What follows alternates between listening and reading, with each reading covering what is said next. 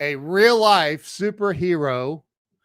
She is a local celebrity here in the Columbus, Ohio area. You guys are going to be blown away by this lady. Her name is Mindy Drayer. And I want you to do me a favor and I want you to share this out right now so millions of people can learn about this lady. So stay with us. We'll be right back.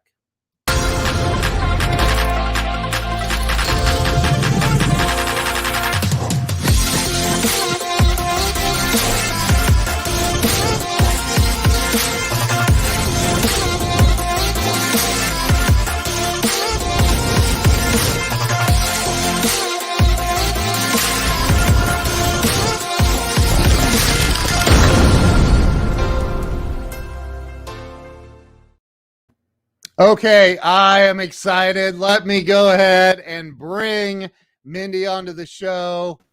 Mindy, welcome. Hi, Ken. Thank you so much for having me on your show. Oh, I am so excited to have you here. You know, I watched you on, well, you were on Channel 4, NBC, for how many years? About 17, 18 years. Mostly doing weekend mornings. Like, who works weekend mornings for all that time? Normally that's a stepping stone. You start there, you don't end there. But it was just perfect for my life situation and my family situation. Yeah, it's you said it's a stepping stone. Right. Like, get out of the way, Cabot. I'm coming for you. Well, normally, yeah, you bring in these, younger journalists and throw them on the weekend mornings. They get their feet wet and then they move up. Well, yeah. It was completely opposite for me because that was the perfect schedule and the perfect opportunity for me to be a mom all through the week and then still work a little bit on the weekend morning. So it was awesome. So that was by choice? Yeah. So it was actually, yes, it was perfect because I always wanted to be a stay-at-home mom. That was, how I grew up, and you don't realize it at the time. When you're a kid, you don't realize how awesome it is to have your mom always there for you. In fact, so many times you're like, why is my mom always here? But then as you get older, you think to myself, you think to yourself, that's actually pretty cool. And I lost a brother when I was a freshman in high school. And when I heard my mom say at that point, you know what, I could have never spent more time. My brother's name was Mark. And she had always said, I could have never spent more time with Mark. And it's something hit me right there. And I thought, you know what, to go through life and lose a son and have no regrets, that's kind of incredible. So that always stuck in the back of my mind. I thought, if I ever get married and have kids, I want to be my mom. I want to be that stay-at-home mom. Wow, that's awesome. Let's back up for a minute. Let's talk about. I like to see. So I started this like 3.5 years ago, and it was literally at the time that I decided to start this. I was like, I just want to help people. I think that by hearing other people's stories of ups and downs in life and how they overcame them, I think there's healing power in that. So I want to start with like where you were born and raised. All righty. I was born and raised in Minneapolis, Minnesota. My dad had a really good job with 3M. Both my parents grew up here in Columbus, Ohio area, born and raised here. And then my dad took mom and Matt and Mark and Molly over to Minneapolis, and they moved different places. They lived in Chicago, they lived in Milwaukee, but then he was in Minneapolis for a while with 3M. And then that's where I was born. And I stayed there with my family till about 4 years old and then moved here to Columbus. And I know my family was so happy to finally come back to Columbus, Ohio, because that's where both my parents were from. And then the rest is, I just stayed here. Then my dad never got transferred anymore. He made a living here in Westerville, Ohio, and worked as a sales executive for years until he retired. Mom was a stay-at-home mom. I was the youngest, Ken. I was the baby. My older brother, Matt, older brother, Mark, older sister, Mindy. They're all, Molly, and then me.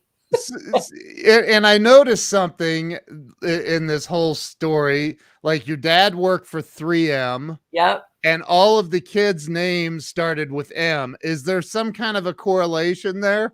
You know what? It really didn't start out that way.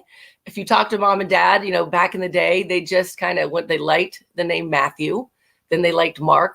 And then Molly they liked, and they figured we might as well stick with it. And then the funny thing is, at one point, see if I can still do this. It was Mr. and Mrs. Matt, Mark, Molly, Minnie, and Mickey. We had all of our dogs and cats, and we had all M's. We just stayed with the M's. No, are you serious? And then we finally had a dog named Tia. So Tia broke the mold. Oh my gosh, that's hilarious. But it wasn't planned at all. It just kind of happened. And then when I was born, I probably was a little mistake because I was 4 years younger than my sister, who was third in line in the pecking order. Yeah. But yeah, they thought, wow, we got Matt, Mark, Molly. We might as well stick with another M. That is hilarious. So you said you were 4 when you moved to Columbus, which really, I mean, that kind of just makes you, I mean, you're a Buckeye, like it's just, it is what it is. So you went to, so did you go to school, high school and all that over in Westerville? I did. I went to Mark Twain Elementary. I went to Walnut Springs Middle School, went to Westerville North High School, and then Ohio State. My dad also graduated from Ohio State. Mom did not go to college, and my brother Matt graduated from Ohio State. My brother Mark started out in Toledo to play golf, and then lasted maybe just a little bit and then transferred over to Ohio State. And then you want to know something, Ken? Matt and Mark were scheduled that fall to have a class together in college, and then he was killed. And so Matt and Mark never had that class at Ohio State together. And then Molly started going to college, but you know what? College isn't for everybody. So she didn't finish college. She opened up a flower shop, and it is blooming. Get it? Flower, blooming. But she's like doing awesome with a little flower shop called Molly's Flowers in Sunbury, Ohio. Wow. We used to live in Sunbury. I love Sunbury. Did? Yes. Where? When? We lived out in the way out in the country. When was it? 2010-ish? Huh. Yeah, for several years over there. Yeah. Sunbury is awesome. The people of Sunbury, they're like the heart of gold people, you know, the salt of the earth people. And I love, and that's why my sister fits in perfectly there, having a flower shop. She couldn't have had her flower shop in a better area than Sunbury. There's my wife, as a matter of fact, saying awesome. We're really good friends with the former chief of police over there, Pat and Maria, and his wife is Maria. Anyway, yeah, we love Sunbury. Who are you friends with? You're friends with everybody. Like, you know, everybody. Not everybody. I mean, I know a couple people. You know a lot of couple people. Yeah. Well, so it's kind of my job. My wife, I don't know if you remember her, but she remembers you from when she she was the marketing director at the State Fair for 8 years, I think. Yeah. She probably knows Tom McNutt really well. We built Tom's website. Yeah. Did you? Yeah. We love Tom. She knows Tom super well. One of my most favorite people. I adored working with Tom McNutt. He was something else, you know. One incredible, good man. Yeah. Good man. Yeah. And very missed. Oh my gosh. Big time. Yeah. His family, his friends, the whole agriculture department, the state fair, county fairs. Yeah. He was so involved with everything, and you could never stump that man. You could ask him any type of green thumb question, and he knew everything. So you know Kevin Bacon, right? Yeah. So Kevin's a really good friend of mine. Yeah, you had him on the show a few weeks ago. He's been on several times. Just he'll call me up and say, "Hey, you want to go live and talk about whatever?"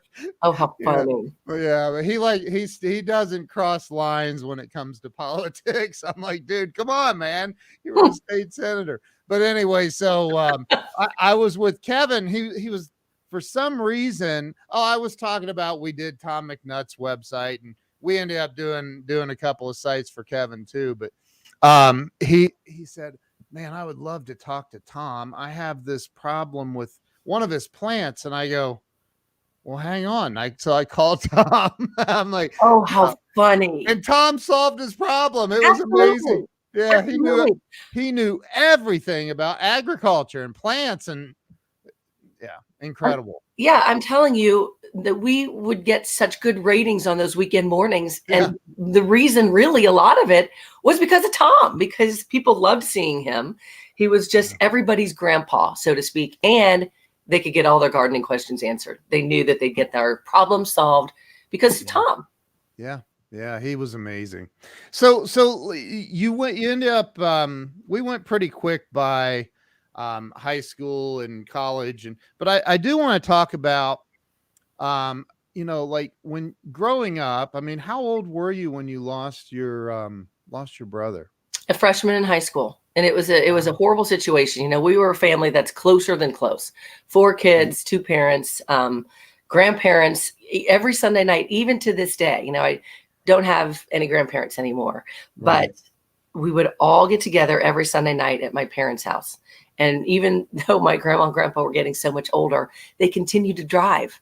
And it was always, you think grandma and grandpa are going to make it up here okay? Because they were living in Grandview and we were in Westerville. But every Sunday they would drive up here. So we're just a very close family. You know, I don't know how many families get together at least one night a week. And I'm talking about, you know, grandparents, cousins, whatever. You know, we would all get together.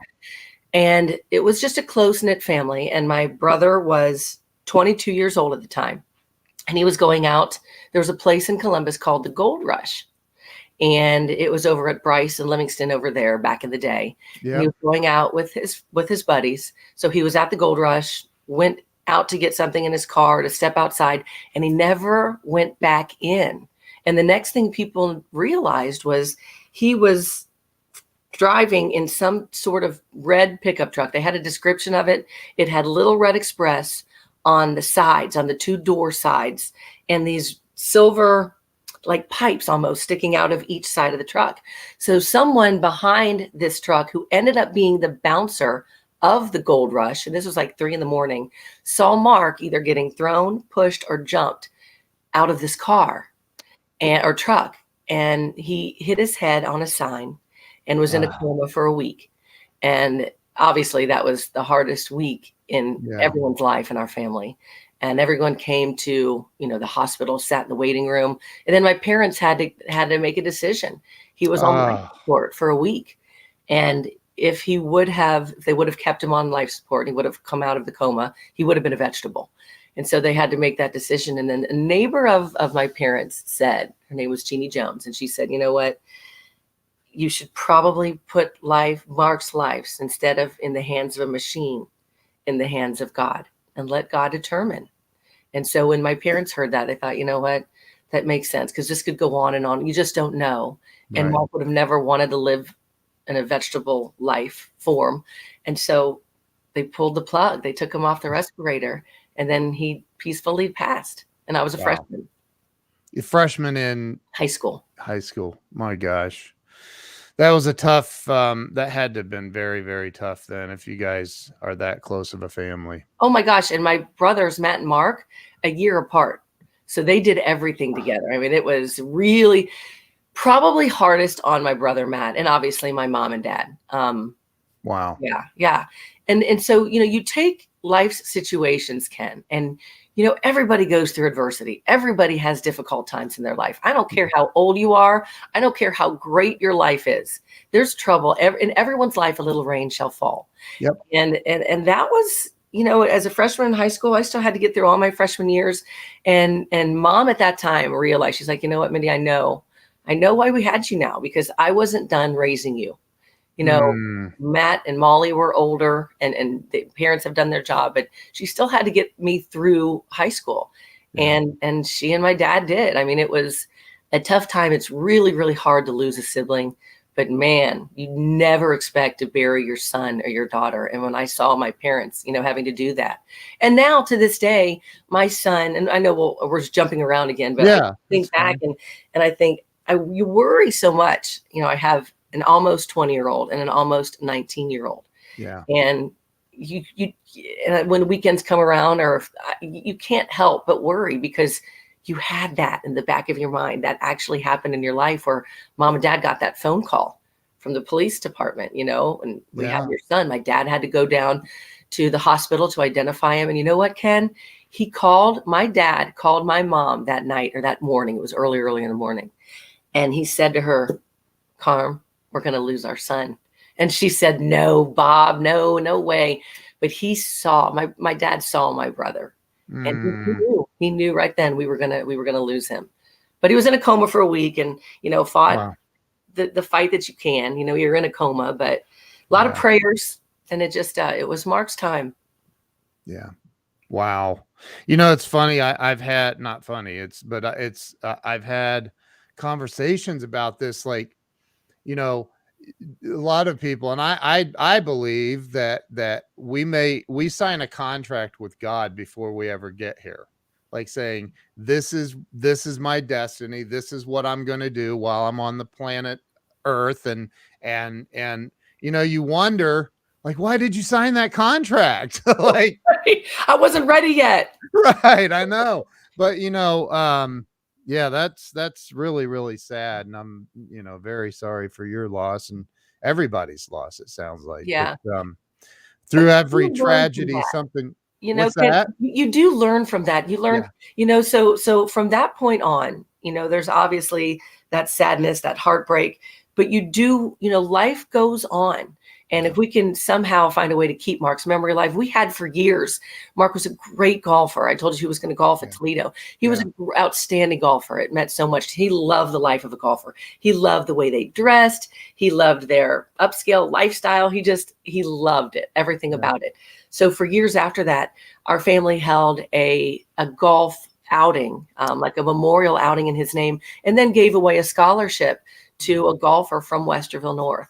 Wow. Yeah, and for some reason that died out, and I don't know how many years we had it going, but it lasted for a while, and then it just kind of fizzled out. But there's other ways to always keep people's memory alive. And at that point in time, being a freshman in high school, you're still experiencing so much of the newness to life. Yeah. And then as I got older, I would experience other adversity, and I thought, you know what? This is nothing. If I would lose my job tomorrow, if something would happen here, it was nothing compared to losing a brother when I was a freshman in high school. So I always stayed upbeat and positive, and people were like, is Mindy really that happy? Is she really that upbeat, or is that fake? It was just that it was never fake. It was just who I was, because I had gone through the hardest time I could go through as a little sister, to see your family suffer like that nothing else that I could face could be as bad as that. So I was great with the world, with everything else that I was going to go through. What an amazing perspective, though, that you have on it. And it's second nature to you. It's like, it's just who I am. It's not like, I'm not trying to fake anything. I'm sure you have moments where you're like, I'm really not happy about this, right? This is really, bumming me out. But in comparison, nothing was as bad as that point, And then I watched my mom be just this, just strength, just a pillar of strength, just buried her son. My dad, honestly, God rest his soul, I love my dad, love. But he was not as strong. He didn't handle it as strong as my mom did, and I don't know. It's just so many thoughts and things, but it was September 17th back in, was it 89? No, because I would graduate in 86. So I was a freshman, whatever that year would have been. 82. 82. Yes. Yeah. 82. Yeah. Wow. Yeah. So many years have passed, and here this September 17th, we still go to the gravesite, and, and I told this on our show on What Matters back, a few weeks ago, but my husband and I, Randy and I, went to the gravesite, and I, said, and I don't know how you are, Ken, if you go and visit someone's grave, but I sit there and I talk, I talk to the person who I'm going to see, or the people who I'm going to see. So I sat down, and I wasn't sad. It was, obviously you look back and you miss your brother so much and you wish he was here. I wish he could have met my husband. I wish he could have met my son and my daughter, who my son, Kylan, his middle name is Mark, named after Mark, Kylan Mark Horticrax. But I'm sitting there talking to Mark, and he loved golf, great guy, but he was also a prankster. And out of the sky drops this green doubled acorn. And I mean, acorns, okay, they fall this time of the year, but at that particular time, they weren't really falling from this tree, but one just fell, dropped in the lap, landed right in my lap. And I picked it up. I'm going to have it forever. And I really think, Ken, that was Mark's way of saying, hey, little sister, Mindy, thanks for coming to visit me today. I'm here. I'm here with you. Wow. Yeah. My wife, goes, her father, is buried here in Marion, and she'll go over there and she does the same thing. She'll talk, and she's always like, Dad is always leaving pennies for me and her mother. Like, they always find these pennies, and they, at the most, like at the times where, like, similar to what you're talking about, like there's no other way that it could have showed up except for that. So I'm not, me personally, I don't, how do I say this? I don't like cemeteries. Really? No, I don't. Why? And I just feel like, you don't ever go visit anybody? No, not really. No. Oh my gosh. Well, wait a minute. Are you going to be buried in a cemetery? Well, probably. Yeah. People to come visit you? I'm not there, but if they want to, and it makes them feel better. That's funny. You know what? I wonder how many people feel like you, but I don't think anybody enjoys going to the cemetery. Like, hey, party, let me meet you at the cemetery. Yeah, right. You feel obligated to do, and you feel kind of a way to connect, Yeah. I don't know. Well, both of my parents are still alive, so we'll see. We'll see what the future holds. But I think that so you ended up at so this happened as a freshman. You went on through high school. Now you went to college. What'd you major in? In communication. Be very honest with you. You always have a counselor to go and help you decide what classes to take and what you should study in and what you should major in, if you should minor, whatever. And I was looking at journalism and I was looking at communication. Honest to God story, Ken. My counselor said, well, because I'm like, well, what's the difference? He's like, well, communication's easier. I said, sign me up. Oh my God. And that's the truth. He's like, you're basically going to do the same thing in each, but communication will probably be easier. I'm like, wow, that's for me. So what, and did you do this okay, so how do I word this? Did you pursue this in the back of your mind go, and I'm going to be an anchor woman on television after all of this? No, I didn't really know what I wanted to do. In fact, I thought about becoming a teacher. I thought about, teaching would be cool. Summer's off, you get the holidays off. If I ever get married, have kids, I can spend a lot of time with the family. So I was a Sunday school teacher at the time. I was a softball coach at the time. I went back to Western North and became a cheerleading advisor. So, and then I thought to myself, there's so many different ways I could work with kids and be kind of a teacher coach, so to speak. Yeah. So let me think of something else that everyone tells me, Mindy, you love to talk. You have to do something with talking. And then it kind of hit me. I thought, you know what? Let me try that news thing. So then, yeah. So I just started down that road, graduated in communication, got my first job in Delaware, Ohio, WDLR. Have you heard of that? We used to live in Delaware too, so. Ken! I know. Ken knows everybody. He's got friends everywhere, and apparently he's lived everywhere. Not everywhere. But where have you lived? Of course. That's crazy. Yeah. Delaware, Ohio. Delaware, Ohio. Small little cable TV station and radio station. And is it still there? So glad. The building is still there. I believe it's a radio station now. I don't think they do any TV now. But when they did TV, it was the bottom of the line. I mean, I was so excited because, oh my gosh, it was my first job out of college. And that was so cool. But I literally would grab a camcorder. They had different little camcorders. You would grab that. You'd go and shoot your own stuff. So you'd make this interview, go back and edit it together. Sometimes it would work. Sometimes it wouldn't. Sometimes the machine would eat your tape. And I'd have to call the people back. I'm so sorry. Can we do that interview again? So I knew I couldn't last there forever. It was a great experience because you definitely had to think on your feet. I even had my own show back then. It was called Accent with Mindy Drayer. And it was Oh either my on God. Monday or Wednesday nights, I forget, but it was like a 7 o'clock half-hour show where we would just grab people and interview. I don't care who they were. We pull them off the street and just interview. So honestly, learned great communication skills and interviewing skills, but I knew I couldn't obviously stay there forever. I mean, I was using my own gas. I probably spent more money than what I made in that first job.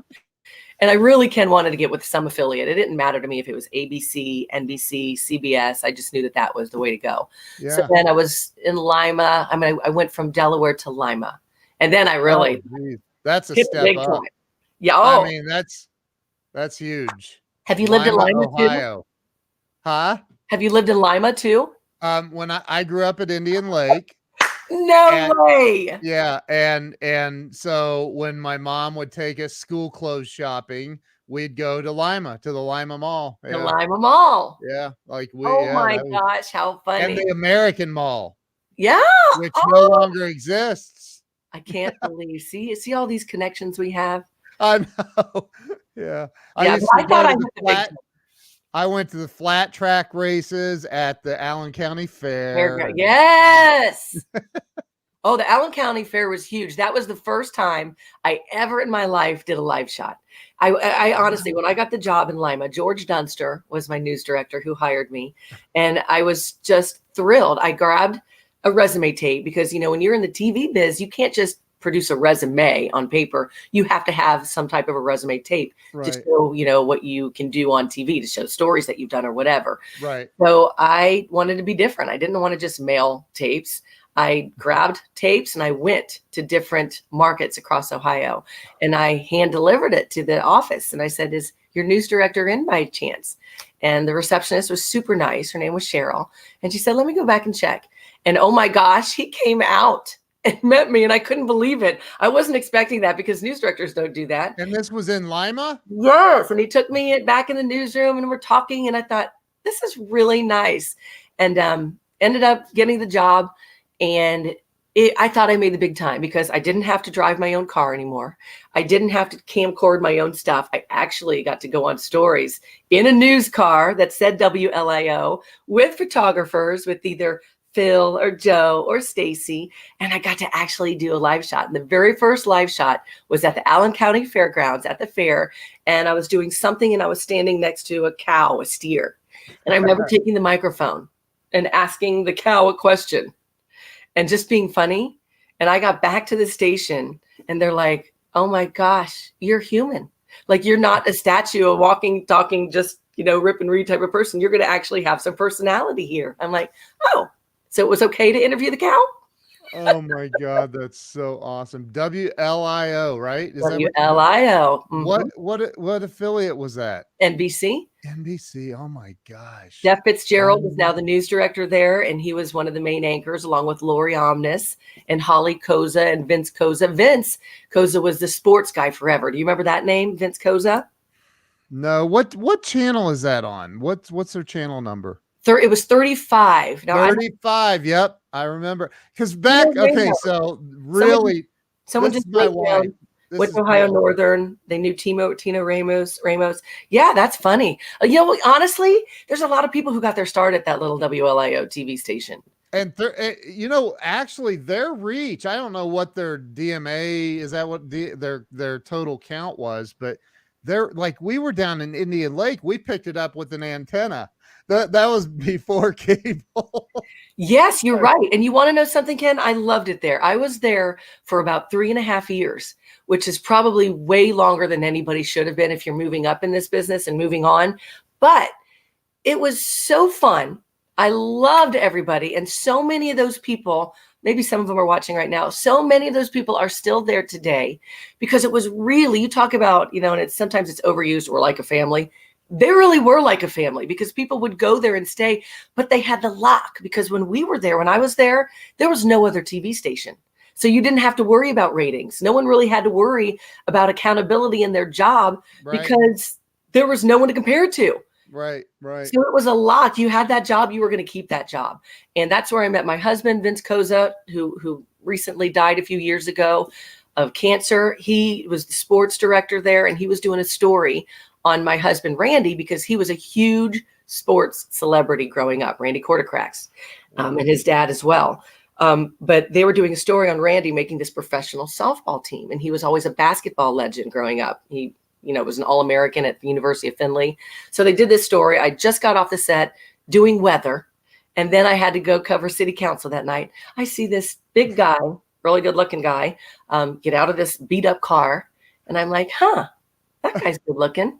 So it's too long of a story, but that's how we met. We dated for 6 years until he proposed to me. And the rest is history. And this all happened in Lima?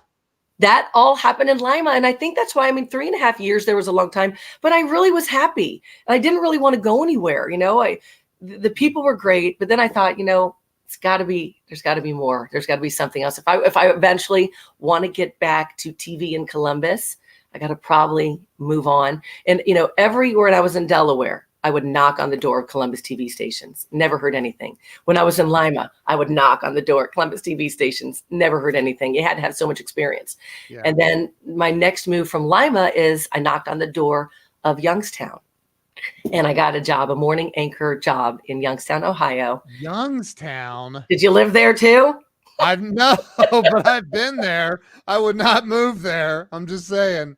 No offense to anybody in Youngstown, but I loved it there though too. Did you really? Did. We were driving, Randy took me over to Youngstown.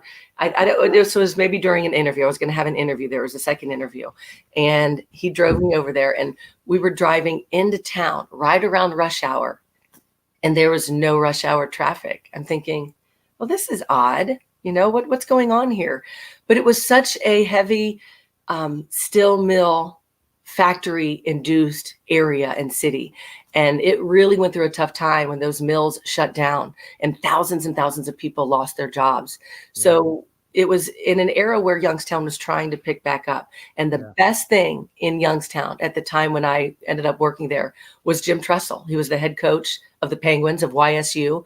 And what he did, not just for that university, but for that entire city and the whole Mahoning Valley, he gave it so much more life again. And I love that he's back there as the president of that university, because I do too. They can't embrace a better ambassador and what he's done to the university. I don't know if you've seen it lately. Oh my gosh. He's moving mountains there. And I'm really happy for everybody in Youngstown, the university, and everything around it, because they're great salt of the earth people as well. And Jim Tressel is just the best. Yeah. He is the best. He absolutely 100% is the best. I don't know any other way to put it, but he is great. And if you ever meet him, if anyone watching has met Jim Tressel, you would feel the same. And he would remember your name. He could meet you once and he would remember your name years down the line. Just I used to live right next door to him. I'm kidding. Of course you did.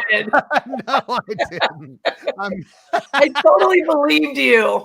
You said, of course you did. It would not surprise me.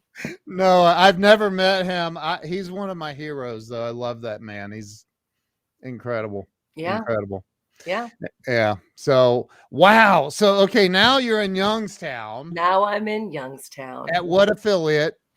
This was ABC, WYTV at the time. I think now they've converged. They've kind of joined forces with some of the different affiliates up there. Okay. But at the time, it was strictly ABC, WYTV. Worked for a wonderful general manager. His name was Ray Maselli. And my news director there was Tom Mock. And Tom was kind of scruff and rough, and you never knew what you were kind of getting with Tom, but good, he knew the news business and he knew what he wanted. And his famous line was he hated long sound bites. And if anybody had a long sound bite in a story, he'd say, and they're still talking. That was basically his way of saying, cut that sound bite up. He hated it. So tell everybody, for the lay people, what a sound bite is. I'm sorry. Yeah. So a soundbite, whenever you're watching the news and you're seeing an interview done, that little portion of what they use for TV, let's say we would sit and interview someone for maybe 10, 20, 15 minutes. Right. And you take a little, maybe 30-second sound from that entire interview. And that's what you want to use for your story to air on TV. That little 30-second or 10-second or 45-second, or in Tom Knox's case that he hated a minute, whatever, that little chunk of sound is a soundbite. Perfect. Perfect. So you were, how long did you stay there? I stayed there about, what was that, about maybe 15 months? Not quite, I think about a little over a year. Was going to probably stay longer. Ray Maselli, who I loved, was the general manager, and I loved him. He was, oh man, if anybody knew the business, he knew the business. And I just had a really great relationship with him. Well, he left. And when you are at a news station, you are at liberty of whoever is in charge, right? Like if a general manager really likes you, you're golden. If a general manager wants to bring in their own people, you could be on the chopping block. So this new general manager came in, and it was a woman, and I had never worked for a woman before. And I don't know how everybody watching this right now feels about the difference of working for a man and working for a woman. There is a difference, and there was definitely a difference in this case. And she came in just fired up and ready to prove to the world that she belonged here. And, I think when you have a woman boss, one of the biggest differences that a woman can bring to the table is compassion.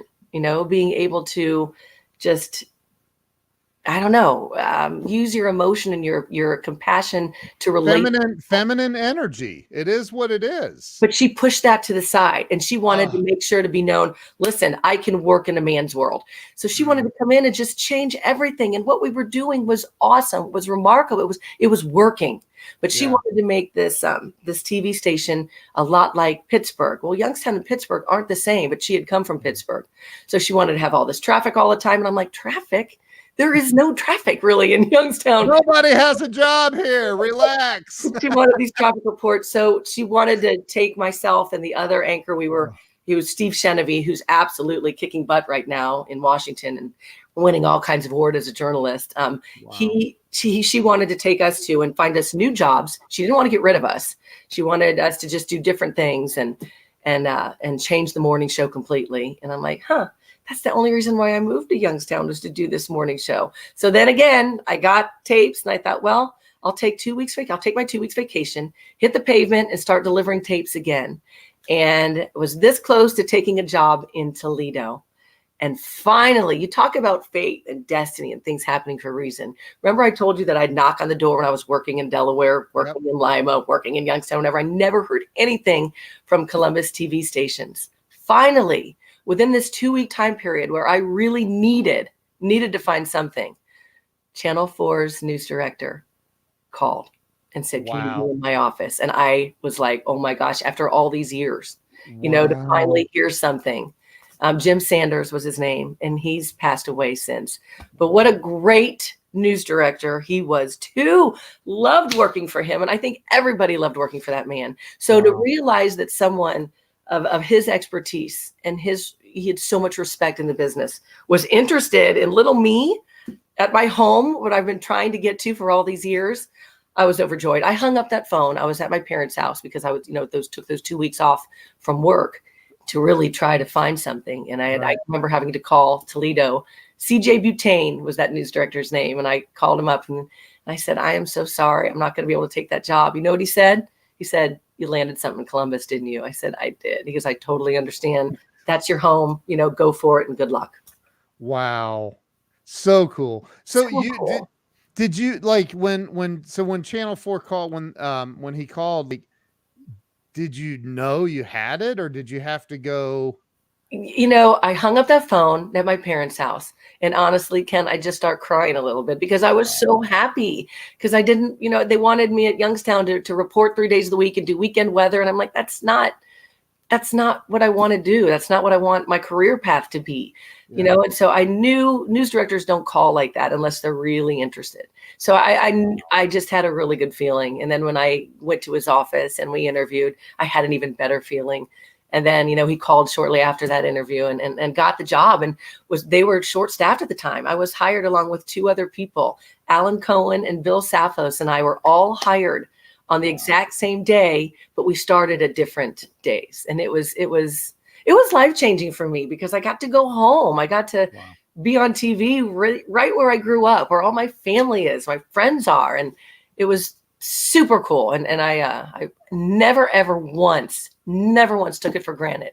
I loved it. I loved all the stories. I was never your best hold the mic in the face of someone in tragedy. I never wanted to be that hard news reporter because I always felt like, news business in this world, we all need a little more good news. We need to know that there's good people and good things happening in the cities that we live in. Why throw all this doom and gloom in people's faces? That explains why you never worked for CNN. No. Yeah, no. That's funny you say that, Ken, because so many people have, ambitions to go to the top 3 markets, work in New York or Chicago or LA or wherever, or get to a network affiliate, whatever, or, CNN, Fox, whatever. I didn't. Right. My goal was to come home to Columbus because of my family and my friends. And this is where I wanted to be. This is where I wanted to raise a family. So, not to sound cliche-ish, but really when I walked in the doors of Channel 4, my dream was done. It was awesome. It was a great feeling. So, you meet your husband in Lima. You said it was 6 years later that you got married. Yeah. And then you end up over in Youngstown. Yeah. Now, did he follow you? It's a good question. Wouldn't you? No, I'm just. I mean, I don't know. No. So Randy is, and you've never met Randy, but Randy is the best person I could have ever in my life ended up with. And I honestly feel that if I didn't marry Randy, I don't know if I would have ever gotten married, because I don't think there's ever been anyone that could come close to being so compatible with me.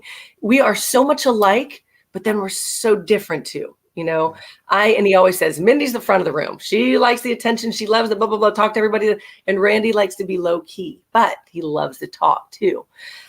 So Randy was living in Cincinnati when I was living in and working in Lima. He was coming through to visit his family when Vince Koza was doing that story with him when we first met. And this is his line, he goes back to Cincinnati, and I didn't know if he'd call or not. Guys tell you one thing and you just never know. But I didn't date a lot either. I never really had boyfriends. I was always around my friends. I didn't date a lot. So I didn't know if he'd call or whatever. So then he calls, and his line was, hey, if I ever come back through town, you want to get together sometime and shag some balls? Because they were doing a story on him making this professional softball team. So they had to get video of him hitting bombs. I had my softball mitt in my car. So I was back there catching, fly balls. And he was like, that girl's in like a suit dress out there catching flies. So that was his line. So I moved to Youngstown. He was still living in Cincinnati at the time. And he would come visit me from Cincinnati all the way up to Youngstown. Well, then he ended up getting a job in education in Youngstown. And he got his own little place that he shared with a roommate, Jason McCrae. So they had their little place. I had my place. I had my roommate, and that was my German Shepherd, my dog, Gilo, and he was with me through everything. And so Randy got the job, and he worked at this school, and it was basically a school between real school and juvie. So this was the next stop for these kids before they get thrown in juvie. And he was told, Mr. Quarter Cracks, don't have long hair and don't wear a tie, because kids will grab it, and kids will grab it, because he was working with, kind of rough and tough kids. Wow. But he was a difference maker to those kids. He really changed some little lives in that short amount of time. But then I got my job in Youngstown, and he's like, well, I ain't staying here. I mean, I got my job in Columbus. He's like, well, I'm not staying here. So he ended up getting a job at Bishop Hartley, and been there ever since. Yeah, he's the head varsity boys basketball coach. He's the dean of students, and he is. I can't say enough great things about my husband, and I know he's great, and he puts up with me, and I'm not easy to be putting up with. That is so awesome. I love that story. I've seen pictures. He looks tall. He is 6'6". At one point, he was 6'6", 290. I mean, his job was to travel around the country for this professional softball team, the Men of Steel, and basically just hit bombs. That was his job. Really, he got his degree in education, but he put all of that on hold until he started working up in Youngstown and then here at Hartley, because he got paid so well traveling the country playing slow pitch softball. I had to explain that to my dad. My dad's like, wait, he does what? What? My dad wasn't buying it, and Randy's going to be so embarrassed. But when I first met Randy, he had like $37 in his bank account. Because he had money, but he'd spend it. He'd spend it on everybody else, or just, do everything. What do you mean save? I don't have to save. So I always tell people, Randy's had 2 lives, VM and AM, before Mindy and after Mindy. Because I am like, save. I hate to spend money. And Randy was like, oh, he'd buy everybody drinks in the bar. And he's a gold person. So you get back to Columbus, you start at Channel 4. Yep. And I'm not making this. I don't watch the news. I haven't watched it in probably 13, 14 years. It's depressing now. What? It's depressing now. It's like, if it was good news, I would, but when I watch the news, the only channel I would watch is Channel 4. Why? Why? Yeah. I don't want to get political, but I'll go there a little bit. I'm pretty conservative, and in my opinion, Channel 4 leaned more conservative than the other networks in Columbus. So it's interesting. I thought that's the way I felt. So, although I know that, well, back then, 15 plus years ago, there was a little less bias involved, and the news used to be a lot more objective, back in the Walter Cronkite days. And but anyway, so that's just an opinion, only my opinion. But no, you're so right, though. News has changed so much. It used to be, you'd have an anchor or a reporter, and they didn't have a dog in the fight. You didn't know which side they were on. Now you have entire networks devoted to one side or another. And it really changed the landscape. And it really shouldn't be that way. You really, if you are representing a TV station and you're representing that network, you really shouldn't let people know. You should let the viewers decide. Take a story and let them decide how they feel about it. But now you look at, like I said, entire networks are just, they've chosen. What dog in the fight that they are in. You know what side they're on, and they will leave stuff out. They will only cover one side of a story. It's just crazy anymore. It is crazy.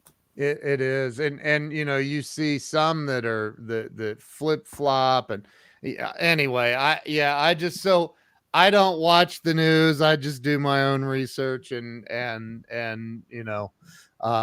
try to find the most unbiased, because the truth is always somewhere in the middle. It seems like, so you are a, you go to Channel 4, you're a journalist. You're, doing your thing, but what do you think? I mean, what are some of your favorite moments being on air, and some of the things, because you've done so many different segments, and I know you had the Mindy and Marshall show. I think my wife did a lot of different things with Marshall back in the day. I don't know, like with the Ohio State Fair. But like, what are some of your favorite moments over the years of being on Channel 4? Well, as we mentioned with Tom McNutt, and I loved the weekend mornings. It was a perfect fit for me because I wanted to introduce and produce good stuff, good fun. People would say fluffy. And for some news journalists, they wanted to stay away from that because it hurt their reputation. I don't want to be known as the fluff reporter. Well, I did. I enjoyed the good news, the positive news. So that's what was the beauty of weekend mornings. Marshall McPeak and I worked together for like 10 years. And at that point, the only other anchor team that was together longer, I think we were third in town. I think it was Cabot Colleen Andrea Camburn and Dave Kaler, and then Marshall and I. We had worked together for 10 years on a weekend morning show. It was pretty amazing to be together for that long of a time. Yeah, but that's we crazy. had fun. We had fun. So many times in life, people think you've got to give them, such serious stuff. We can't, but no. So we would let our hair down. We would joke. We would laugh. We would have Tom McNutt. We'd do home improvement stuff. It was just very, very enjoyable. But by far, one of my favorite things that I did at Channel 4, we called them Buckeye Bios, where because I had such a great working relationship with Jim Tressel, Yeah. I remember, contacting him and saying, we've got to do something as far as it was I believe it was going to be his third year. He just won the national title his second year. Can you believe that? Looking back at that now, the man comes to town, which so many people were like, Jim Tressel, Ohio State's going to hire a Jim Tressel from YSU. When I knew, I was in contact with him through that whole coaching searching episode. And I was like, you need to be the one. You need to be the one. And I would let him know, hey, Glenn Mason's in town. They're interviewing him, and I would let him know. And I'll never forget, my phone rang the day he got introduced as the coach, the day it went out there and he said, wake up, Mindy, we have recruiting to do. And I'm like, oh, I am friends with the Ohio State football coach. This is more important than being friends with the United States of America president.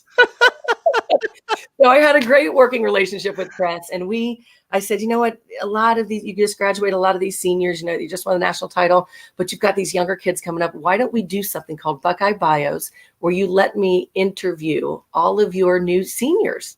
And I love the idea. So the summer before, leading into the fall, right before they would go to camp, he would send over every senior would come to the station, and I would sit down and interview them, and we would call them Buckeye Bios. And we didn't talk X's and O's. We didn't talk about football life for them. We talked about everything else, because my whole point to Jim was, what these guys are so much more than just football players. Let's show everyone what else they do. So, we had people singing and playing a guitar. They were chefs. They were artists. They were just, relatively good guys. And we wanted to showcase those personalities. I love doing those Buckeye Bios. We would run them every Saturday before the game. So I was dressed in all my scarlet and gray, and we'd pick a different player for each Saturday. But you also had Saturdays leading up to the season, because let's say where there were 15 seniors, we'd have to go back 10 games to 5. We'd start 5 weeks before the season started, and we'd anticipate and grow into the season with each Buckeye Bio, and we'd pick one for each Saturday. And that was awesome. And then, of course, getting to go and travel and cover the national championship. How could that not be one of my most favorite moments, when I got to be, there and covering the national championship? But almost a little bit better, my favorite game I ever covered was when Ohio State was ranked 1 and Michigan was ranked 2, and they played in the horseshoe. The winner was going to go to the Rose Bowl. And that was, to me, that was the national championship that day. And I got to be on the ground of the horseshoe covering that as well. So those moments were outstanding. And of course, just meeting everybody. I remember interviewing Jack Nicklaus's wife, Barbara, and walking away from that interview and thinking, oh my gosh, that's one of the nicest people I've ever talked to. So just interviewing good-hearted, nice people. I didn't like interviewing jerks. I didn't have time to, you can tell right away. Yeah. Regis Philbin, I had to interview him, and I did not like him very well because he was mean. Regis. He was mean to me. I've heard that he is not very nice. He wasn't. Yeah. But you know what? He's a huge Notre Dame fan. And I interviewed him. This is my Youngstown days. And I interviewed Regis. He came to town for something. And I had a Buckeye pin that played the fight song. And I played that for him. He got so mad. And he's like, oh, we're going to take you down this year. Maybe that's why he didn't like me. I was going to say, maybe you started off on the wrong foot. Just to kind of break the ice and be funny. Hey, we're college football fans. You like the Irish. I like the Buckeyes. But didn't go over real well. I've heard that he's not. So is he still around? Is he still alive? No, I don't know. We should know that, right? We should. Is Regis still? Let me. I can Google it. I could ask Alexa. Yeah. I don't know. Wow. I really don't know if he.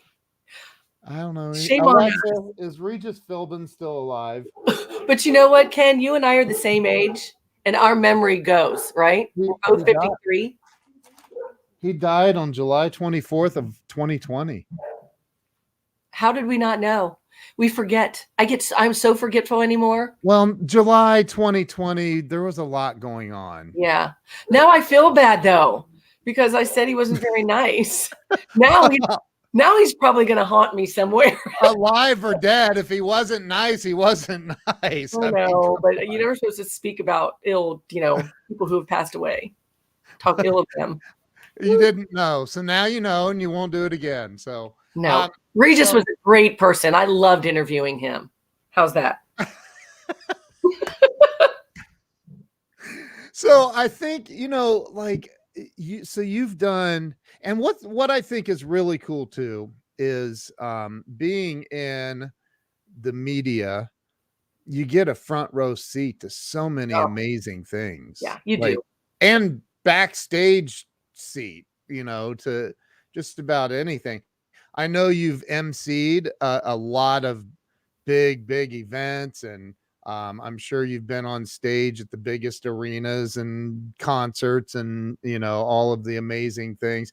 I remember my wife and I went down. I'm friends with one of the head violinists from the Christmas Orchestra. Here's our memory again. I know. God, 53. It's gone already. I know. Trans-Siberian Orchestra. Oh, yes. Yeah. And so we got VIP access and all that. And so we were down at Nationwide and a couple years ago when they were here. And I remember all of the local news media came out on stage, and I'm like, what the heck? Really? Why are they on stage? And I'm sitting in the audience. And you're not. Yeah. What the heck? But it's really cool, the access that you get to things that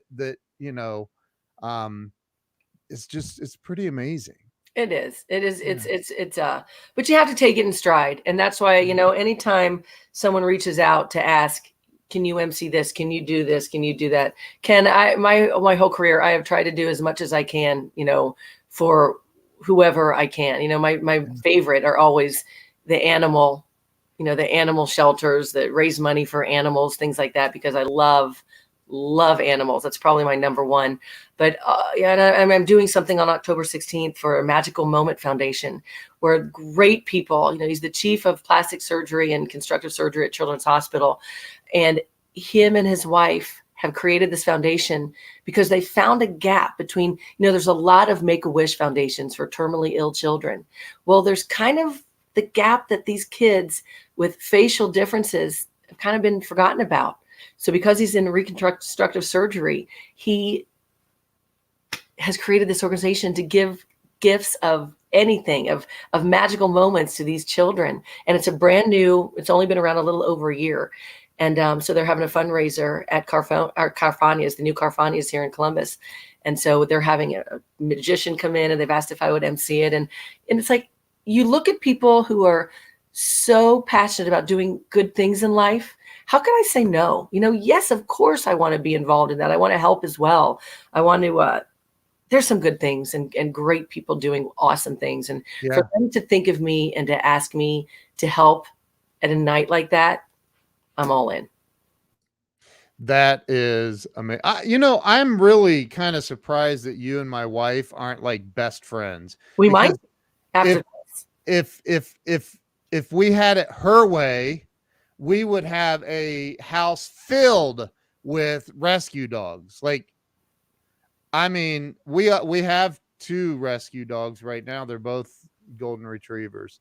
And because her heart's like that, she said right here, I don't know if she was the marketing director at City Center Mall. Remember City Center? Oh my gosh, yes. Yeah. We sponsored Red, White, and Boom. Love being at the AEP for the VIP party. Yeah. How did you guys meet? I definitely outkicked my coverage. So a gal that used to work for Jill at City Center, her husband we were good friends. They kind of introduced Jill and I, and yeah, so, and now we run our business together. We have for years. So yeah, that's awesome. That's awesome. I love her Mm-hmm. heart. And I always thought if people were more like dogs, can you imagine how unbelievable this world would be? I mean, seriously. I gotta tell you, this is funny. My wife's father, the first time I met him, we're out on the deck of her home. She had this huge log home in Sunbury. And so like we're out on the deck and she goes, her dad goes, he was a big, big man. And he says, let me tell you something about my daughter. If there was a car accident out on the road and people were flung out of the car and a dog was flung out of the car, she would run to the dog first. I'm that same way. I'll find myself, if I'm walking down a path and I see somebody, just walking a dog, I'll say hi to the dog. I'm like, hey, buddy. And then I catch myself. I'm like, oh, hi, nice dog. But I'm always right ready to say hi and pet the dog before I say hi to the person. Oh my God. That's the exact same way. And I'll be like, babe, there's people too. Seriously, think about a dog's life. Think about what they get. They're genuinely your best friend, no matter what. And I have 4 dogs right now. You've probably heard them upstairs running around a little bit. I've heard them. Yeah. They never argue with me. As soon as I ask them to do something, they do it. They're just so full of life. And I mean, it's like, I can't compare them to my kids because I like my dogs better than my kids because my kids argue with me. I have to ask them 5,000 times to do something and they may still not do it. But oh my God. No, dogs are just, it was once described to me, you could accidentally drop a knife on a dog or kick the dog to the curb. And you know what? That dog would be right back in your corner in an instant because they love you unconditionally. Yeah, that's so Look true. What your wife just said. I know. Names the neighborhood, not the people. She's not kidding. She is definitely you and me. We're gonna hook up. Well, I love I just love everything you've done, everything you're doing. I know now you're anchoring. Is it anchoring the Spectrum? I fill in every once in a while. In fact, they asked me to fill in tonight, but they had an emergency and I can't do it because I'm hosting a Meet the Candidates night for Olentangy City School District for their school board. People who are with the school board. So I hate saying no because the people that I've worked with at Spectrum are unbelievably kind.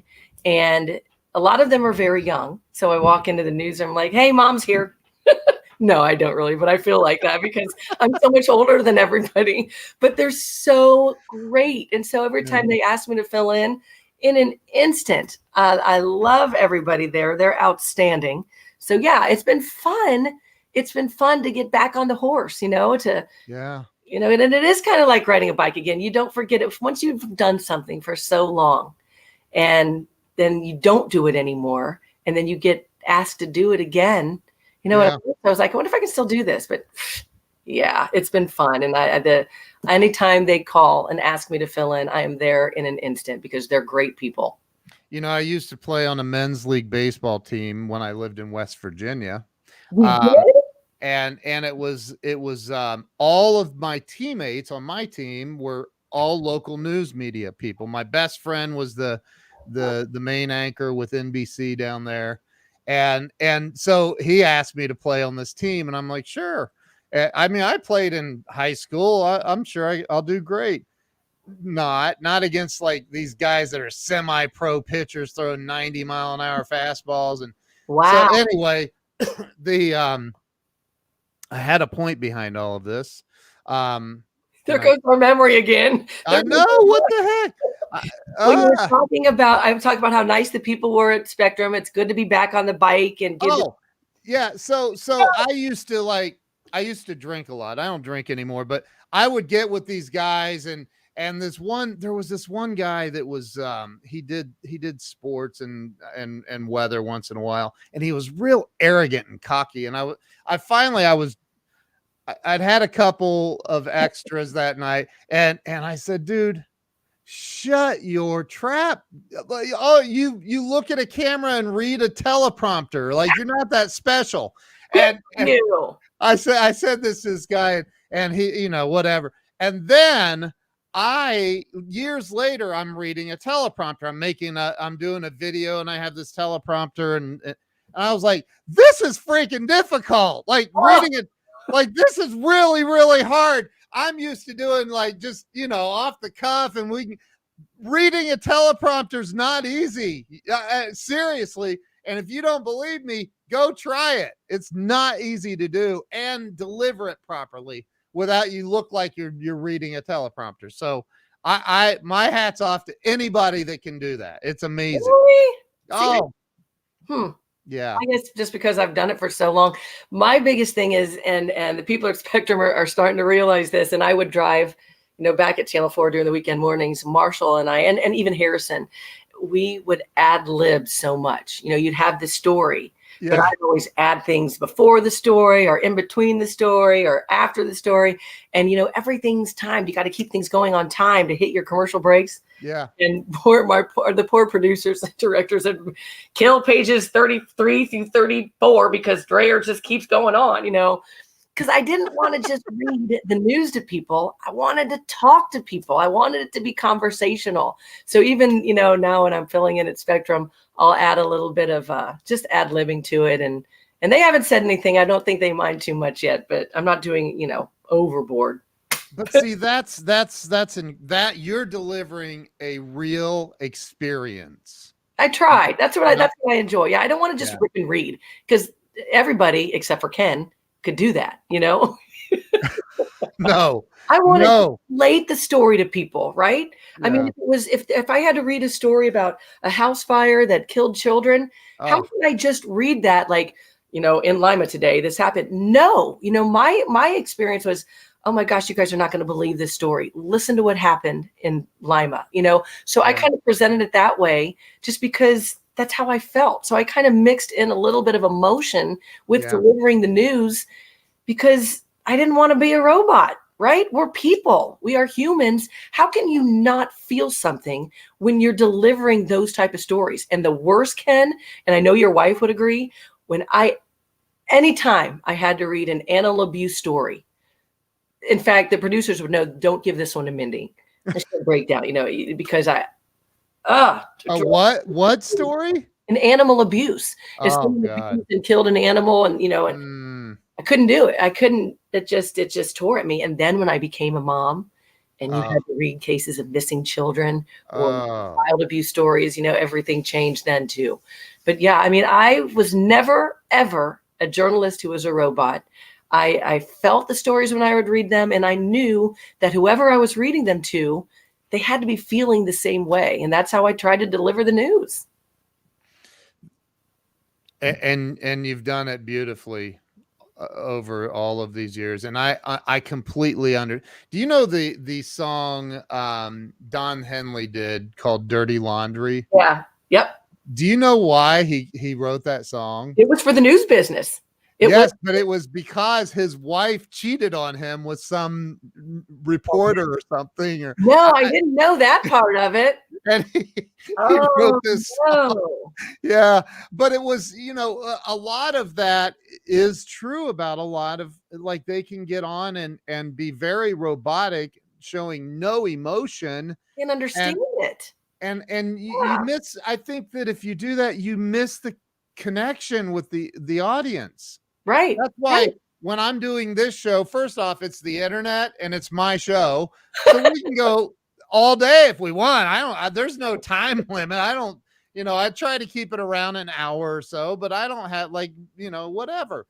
But, that's why I always include audience comments, like Lori Whitney saying it's hard to not show, I try to include the audience in these shows because it just makes a deeper and better connection, relatability. It's relatability. And it would drive me crazy because I love Central Ohio and I love our entire state. Yeah.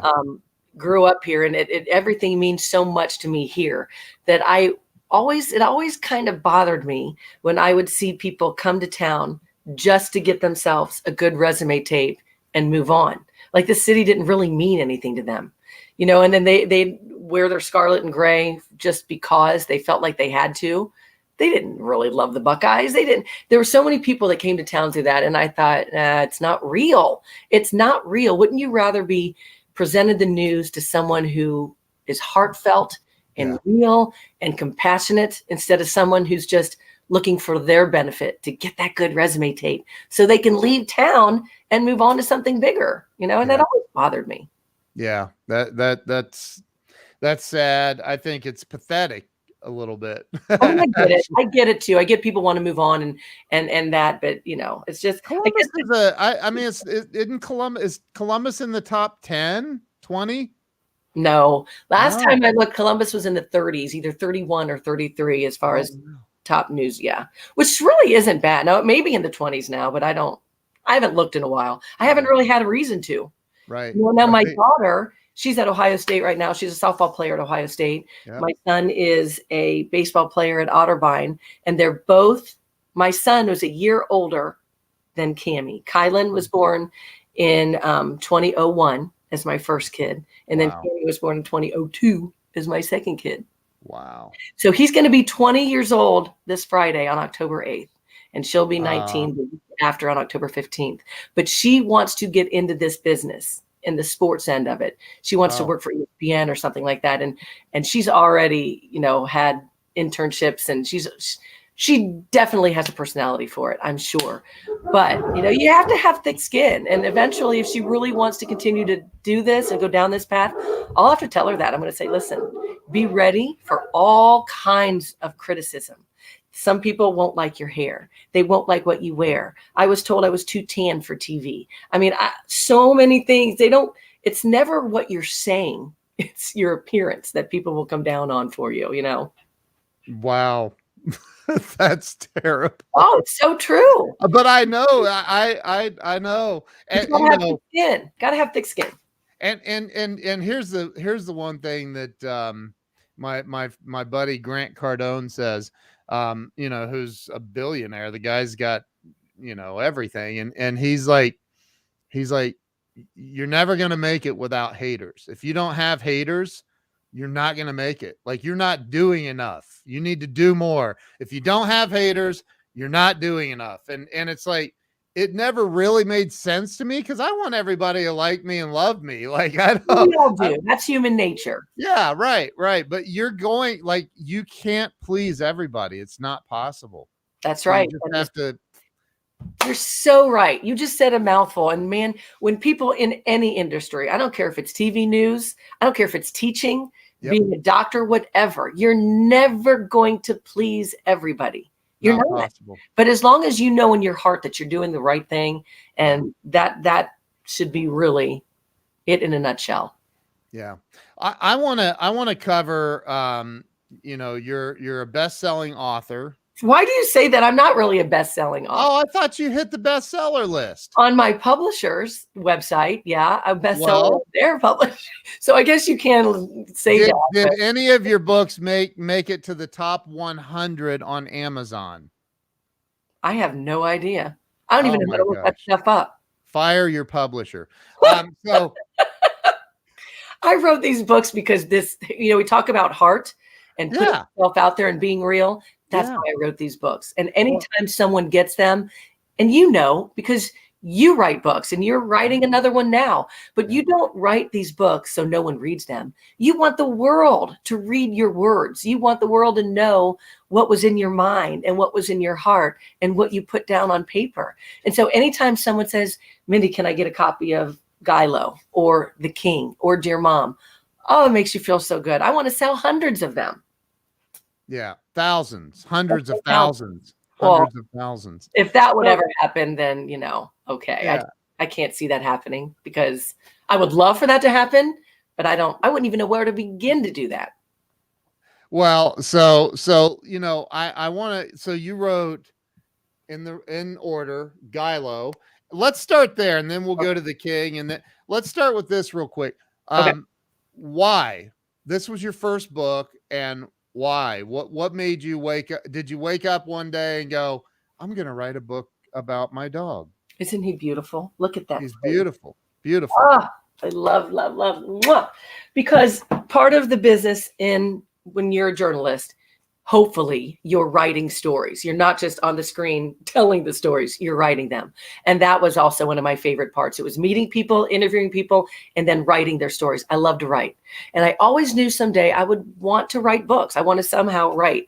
And then when I looked at my life with Gilo, he was such a huge part of my life. And we talked about fate and destiny. Yep. Gilo was part of my life right when I needed him the most, right when I was moving away from home for the very first time. And I needed something to go with me because I was leaving home. I was leaving everybody. That's when I got Gilo as a puppy. And he was with me my entire time through Lima and Youngstown.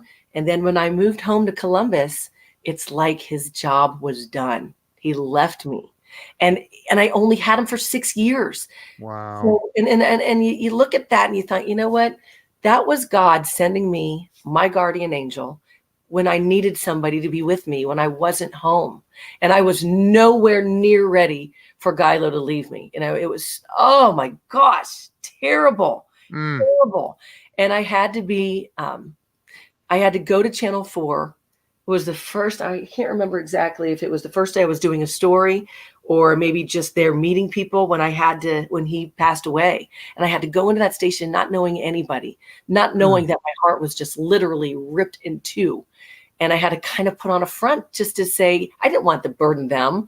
I didn't want to, you know, my dog just died. You know, I didn't want to be like that. So I had to just kind of put on a front that day when I was meeting everything. It was the first day at 4. It was either the first day at 4 or the first day I had to do a story. It was one of those days because then I remember walking out of those doors and walking to my car just sobbing. But I really did it because I wanted people to understand, you know what, you're not alone. If you have that great relationship with a dog or a pet like your wife does, you're not alone. Other people feel that way. There's those strong bonds. But then I also want people to realize that so many people, when their dog dies, they say, oh, never again. I'll never have another dog. Well, I don't want people to feel that way because if you felt that way, think of all the dogs that would go unwanted and without homes. And then you're cheating yourself out. If you have that much love to give, if it hurt that much to lose your pet, then that's how hard you loved.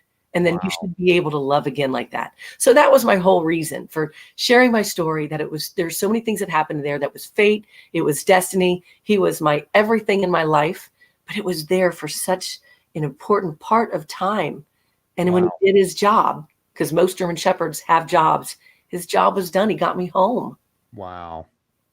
Amazing. And so Gilo is available on Amazon for anyone that would like to and my wife, I'm not even sure that Jill knows I have this book. She's going to read it first. She's going to, I guarantee it. I was skimming through it last night. There's beautiful, like, people don't realize this, but there's some beautiful color photos in here. Well, Youngstown was beautiful. Youngstown, the Mahoning Valley and Mill Creek Park and everything. We would go on walks all the time together. I would hide and Randy would hold Gilo and I would hide and we'd see how fast he could find me because you know, he was my everything. And in Gilo's world, I was his world. And it was just, and that's how most dogs are with their people. And there's pictures of Mindy with 80s hair. Oh yeah. Oh yeah. I love it. I love it. So definitely go get a copy of Gilo. You've also written a book called The King.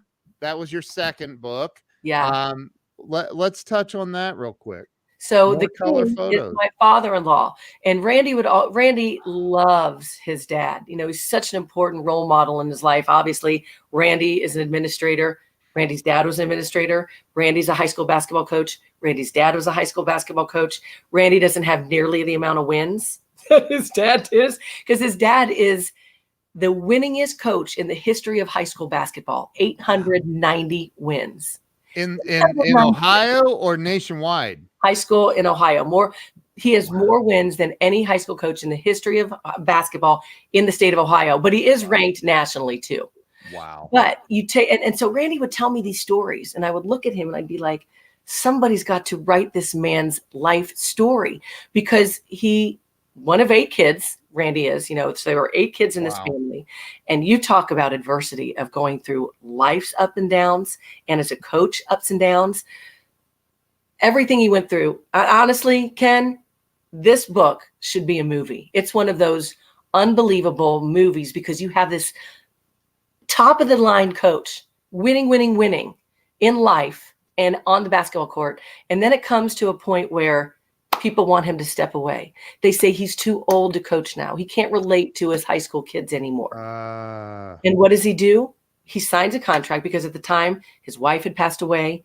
He was battling cancer. He lost a son. And this is all in this book. It's all life's adversities. Wow. But the one thing that kept him going and kept his mind working right and everything was basketball. So they asked him to step away from it. He signed a 3-year contract. And at the end of the contract, he would walk away. Well, he dealt with his wife's death. He dealt with his son's death. He was beating cancer. He beat cancer. And he was like, you know what? I'm not ready to walk away yet. But he knew he signed this contract that he had to. So he took this team and they go to the state championship with a team of misfits. Now think if you're on the Board of Education of Kalida, Ohio, where you're asking this man to step away and you're cheering for them because you want them to win. But in another sense, you got to be like, oh my gosh, he keeps winning. How can we ask this man to retire? I'm not going to tell you what happened in that game, in the championship game. Yeah. But there was a huge rally of their town all coming together and saying, you cannot ask the king to step down. He's obviously still old or still able to coach no matter how old he is. So the town rallies together and trying to keep his job. Again, I don't want to tell you too many details but it's one of those, and it's a love story too. It's not just about basketball. It's the love story that he has with his wife and how she passes while they're holding hands in a park. Oh my gosh. You talk about a man who has experienced everything in life and then molding high school lives along the way.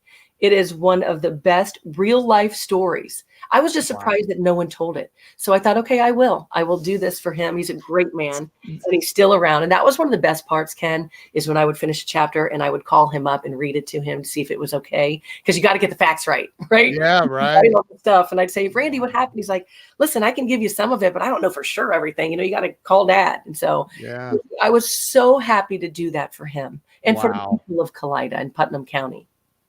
Wow. That is wow. Where that's up near Lima, isn't it? Yeah.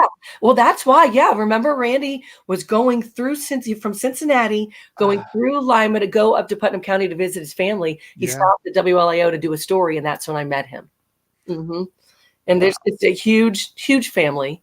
And even I just got a letter today from one of Randy's former players, because so many of his former players have gotten this book. And whether you're a fan of high school basketball or the lives he's touched, one of these former players, it lives out west right now, and he's coming to Ohio, and he wants to meet up with the king, Dick Kortokrax, this week. So I got him in touch with Randy's brother, Rick, who, is always with Mr. K. And so they're going to try to reconnect again. And I'm so glad this book is able to have him realize all the lives he's touched.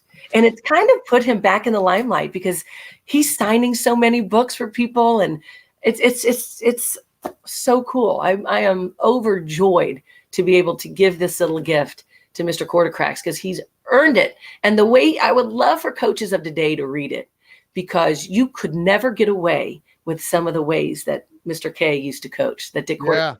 For example, we mentioned this in the book that, anymore, there's huge celebration anytime any high school basketball player makes that 1,000th point, right? Yeah. Dick Kortokrax never even let his players know how many points they've scored because it was all about the team, never you as an individual player. And he had one of his players reach 1,000th point. This player never knew until graduation when Dick handed him a ball with his, it said 1,000th point the day that he made it. And never knew until graduation. So there's so many of those incredible stories in there. Here I want to make a point. Like you're telling the story about Dick and the book and with so much passion, just the same level of passion as when you were talking about Gilo. And I love that. Because that's why I wrote that. I didn't write it just because I was bored one day. Oh, let me write.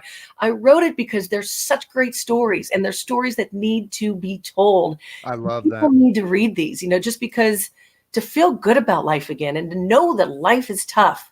But man, you can get through situations. You can fight adversity. When people want to knock you down, don't give in and don't give up, because sometimes you have to be your own champion. But look at the people in your corners and fight for them, man. Don't let people take away what you love to do. And that's necessarily what The King is about, you know? Yeah. It's just, I'm telling you, if I could ever get this thing made into a movie, it'd be huge. Wow. That is incredible. That's incredible. Thank you. We need to, we can talk offline about that.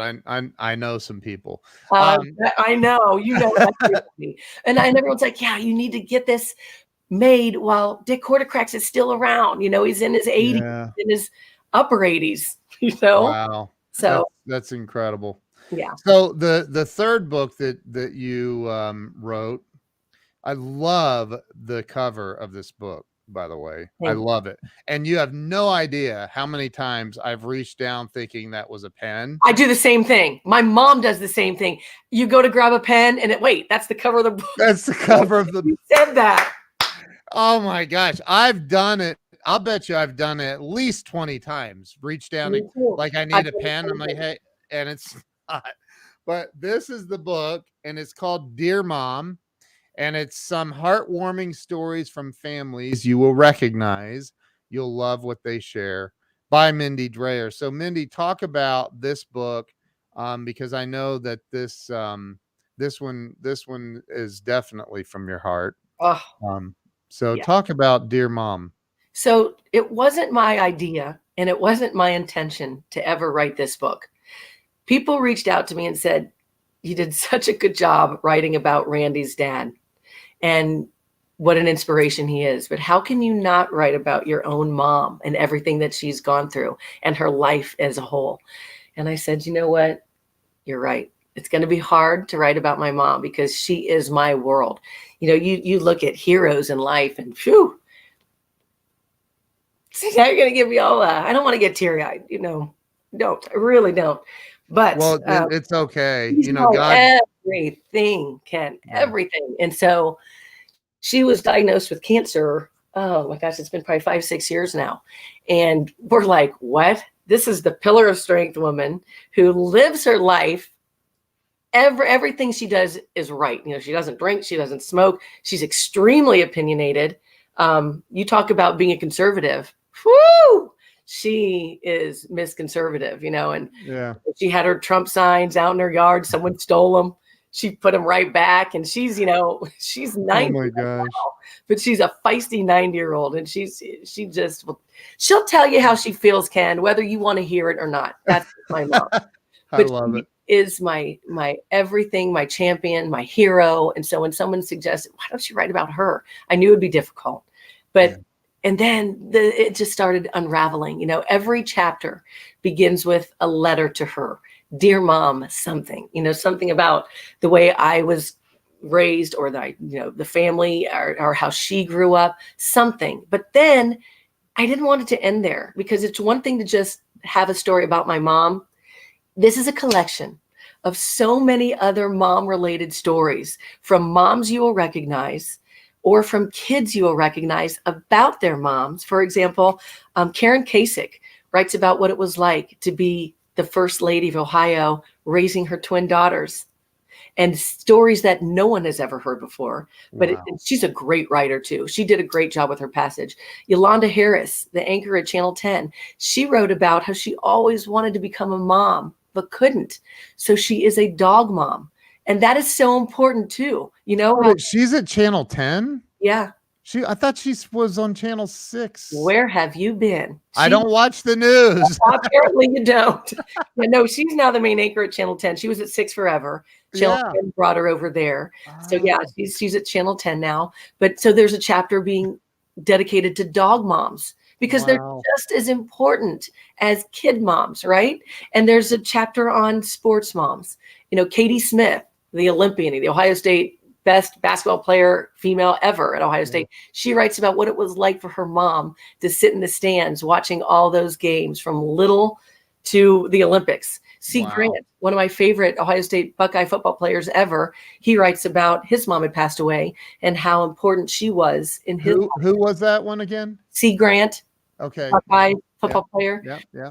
Instrumental in when Tressel won that national championship against Miami. He made that last tackle against Ken Dorsey. Anyway, and he sings Carmen, Ohio, like nobody ever does. One of the most touching, and you can't read this passage without just feeling your heart ripping out, is, you remember Reagan Tokes, the Ohio State student who was kidnapped, raped, and murdered several years ago? Yeah, you remember we that talked case? about this. Yeah. Her mom, Lisa Tokes, wrote a passage in that book, in Dear Mom. And I was a little hesitant to reach out to her to see if she wanted to, but I've met her because I've emceed an event for her, and we've talked several times, and she was really glad to sit down and write this passage because it kind of helped her. You know, everyone deals with things differently, and sit down and write your feelings out kind of helped her. And she wrote this passage for Dear Mom about her daughter, Reagan, on what would have been Reagan's 26th birthday. She's writing these thoughts as she's walking on the beach, because that was the special time that Reagan Tokes and her mom, Lisa, had together, these beach walks. So she's always looking for a sign. To this day, to when Reagan passed away, you know, these years in between, she's always looking for signs, because Lisa has done so much trying to change laws and change litigation to make it tougher on criminals. Because of what happened to her daughter. So she's always looking for signs from Reagan to say, you know what, Mom, you're doing the right thing. Keep pushing on. Keep fighting for justice.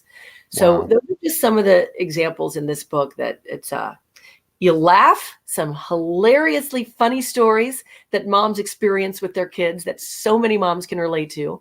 And you'll cry because there's so many things that were close calls that people, maybe they had a child, was born, wasn't supposed to live, but yet they did. So you have the triumphs and tribulations of every parenthood's experience in that book. And you don't have to be a mom. Really, I wanted it out for Mother's Day as gifts for mom, and it exploded. And I'm so glad it was out. But there's just so many stories, whether you are a mom or you have or had a mom. This story will bring back, or this book will bring back so many memories. You've got Gail Hogan in here. Hogan has a great tribute to her mom. Yeah. Wow. There's so many people in there. And Jack Hanna's wife and daughter wrote a passage in there about what it was like to raise zoo animals and also their own family and things that happened in their house with animals. And I am so grateful to every single person who wrote a passage in this book, because this book wouldn't be the same if I didn't have all these people contributing to it.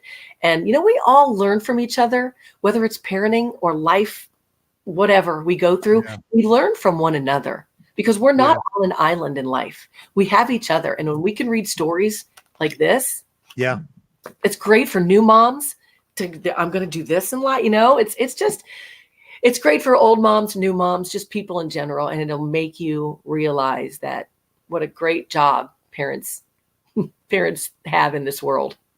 Wow. Everybody go to Amazon. Okay, so I'm an Amazon influencer and I have an Amazon store. I'm going to put all your books in my store. Really?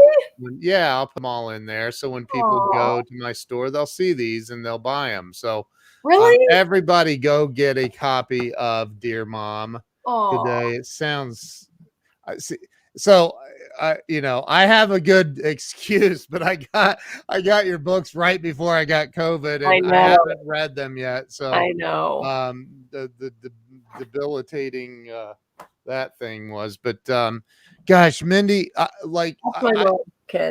love that.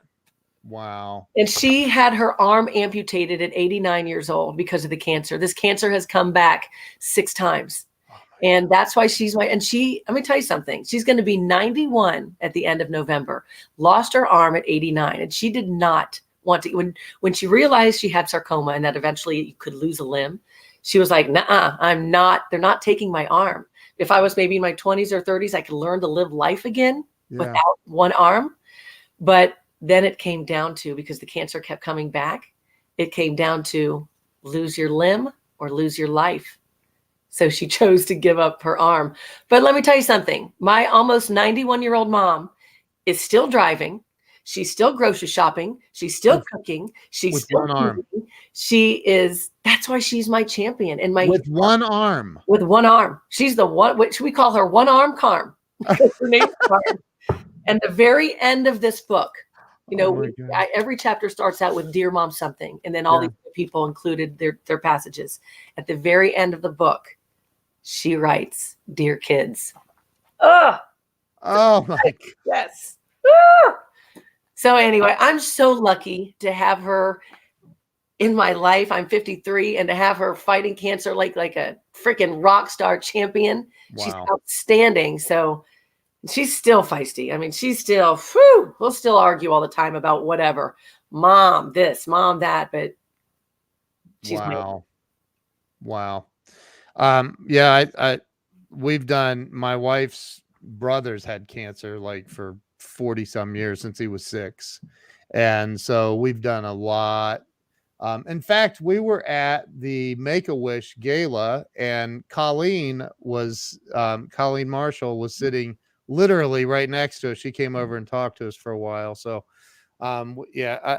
this has been, quite frankly, I think it's been my favorite interview. Oh, you say no that offense to anybody else I've interviewed. Say that to everybody. Well, it's honestly, for me, it's the local connection. It's and your heart is just amazing. It's amazing. Mindy, I am so grateful. I have 2 other questions. I'm going to ask them. We have to go fast because we're at an hour and 35 minutes. I'm a talker. See, that's why I did TV. I love it. And again, we could go all day, but I can't. I've got messages pouring in, but so hopefully everybody's wanting to order those books. Hopefully those are all those messages. Yeah, then go to Amazon, just type in Mindy Drayer and get her books, all of them. So this is about breaking through. A lot of people go through painful stuff in life, and they get stuck, and they stay stuck, and then they die, and they were stuck forever. And my question for you that I like to ask everybody is, what do you think keeps people stuck in life, and including financially? Because a lot of people stay stuck financially, like they never really make it. And I do believe that money is a key to being happy. That's me personally, because I've been broke and I've been on the other end, and the other end is way better than broke. I'll just say that. So, what do you think, in your opinion, keeps people stuck? A comfort zone, by far. I think people don't take enough chances. It's the easy way. It's easy way to stay stuck and right where you are, because it's hard. It's hard to go out there and take a chance and do something different, because nobody wants to fail, right? If we don't try to do something, we won't fail. So I think people get stuck because they're not willing to get unstuck. You got to take a chance. You have to create those situations for your lives and for yourself that's uncomfortable. Breaking through those barriers and letting yourself try. Just give it a try. Yeah, you could fail, but at least you tried. So I think people get stuck because of that whole comfort zone. I could have stayed in Lima and lived the good life and just stayed there and never had to worry about ratings, because that's the way it was. But that's not right. You can't stay there. You can't stay safe in that little entity. You want to take a step forward and try to expand yourself and go on and see what else life has to offer. So I really think people get stuck because it's easy to stay that way, and it's easy to stay safe instead of taking a chance. It's beautiful. I absolutely, totally agree with you. I saw, the other question I have is during the whole lockdown and pandemic, and we're still kind of in the middle of a lot of this craziness. A friend of mine runs the Ohio suicide hotline for the state of Ohio. And we were talking one day, and he's like, man, this is in the middle of the pandemic. He says, the numbers have never been higher. They're like 4 or 5 times higher than the normal. And so, a lot of people got to the end of their rope and they gave up.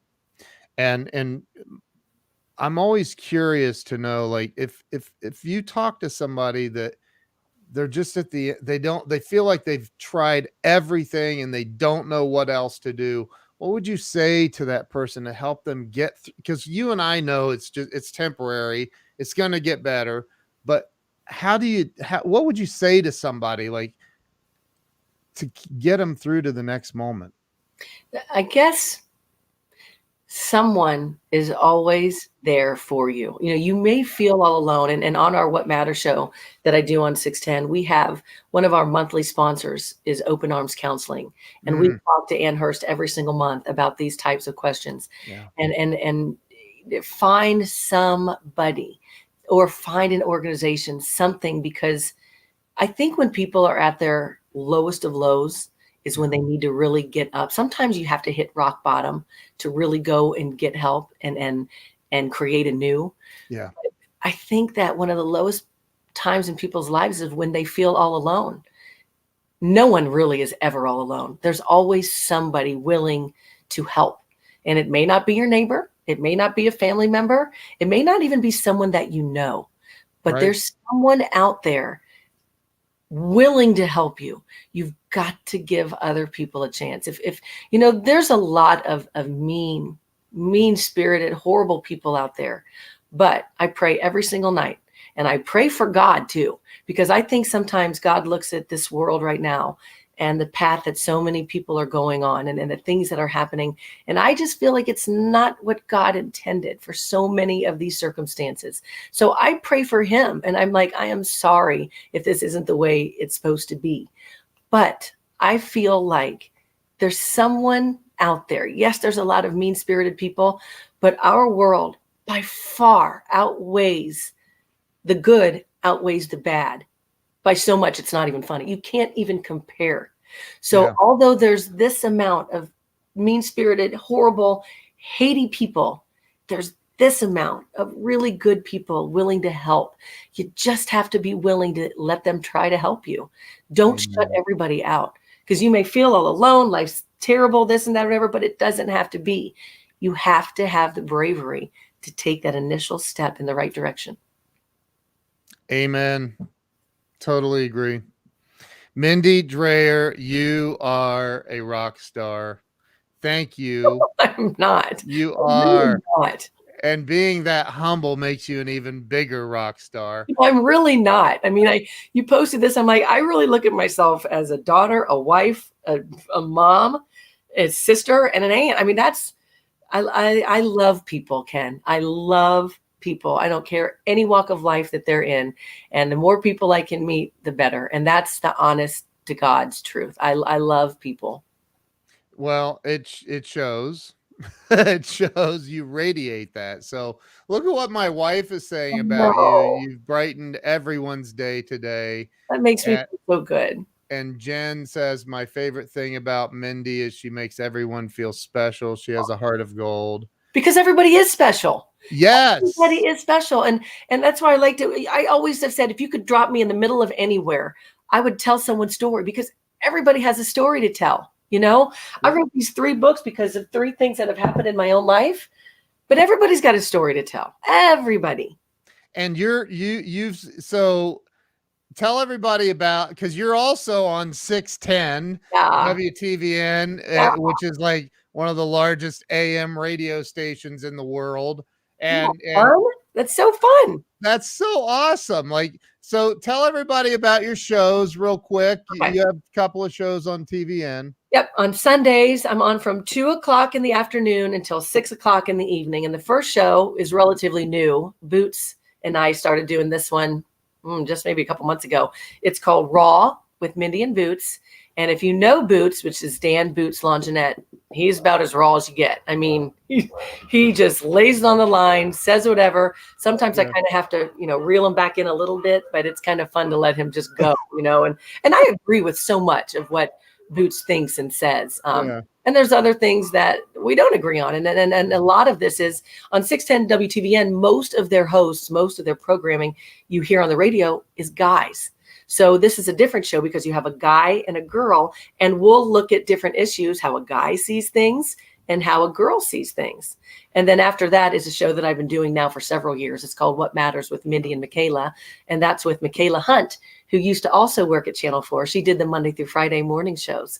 And this is a different show. We try to stay away from politics. Sometimes you have to talk about it a little bit because it's called What Matters. So we talk about anything that matters to you, across the state, across the country, whatever. And sometimes, obviously, politics play into that a little bit. But for the most part, we try to stay away from politics. And we talk about really positive, engaging things that matter to you, Ken, or to anybody just willing to listen. And it's a lot of good, fun moments in that show. That's so awesome. And my wife's making a great point. You don't have to be in Columbus. You can listen to it on iHeartRadio. Thank you. Well, that's right. With the iHeart app, you can just tell Alexa, play 610 WTVN, and it'll Alexa, stop. did it? Alexa, play 610 WTVN. I gotta mute her there. So and you're gonna co-host me. One of these days, I want you to co-host when Mikaela goes on a vacation or takes a day off, or Boots takes a day off. I would love for you to co-host with me. I'd be honored. I would be absolutely honored. You drive down to Marion? I would drive from Lima. Okay.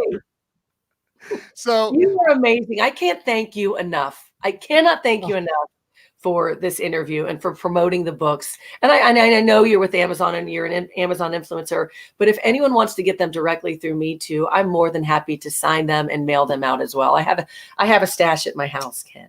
That's awesome. That's so awesome. I am so grateful for you and the time you've spent today. You have brought a lot of light and joy into a lot of people's lives today. Aww. And that's what this is about. And people probably think, like you were saying, is it fake? For me, this is it. If I was the typical, I mean, I'm in the top 1% of podcasts in the world. And I know some people that'd be like, all right, our 30 minutes are up, shut it down. And I'm not like that. I just let's just let it flow. And whoever needs to hear it will hear it. And if you don't need to hear it, then go away.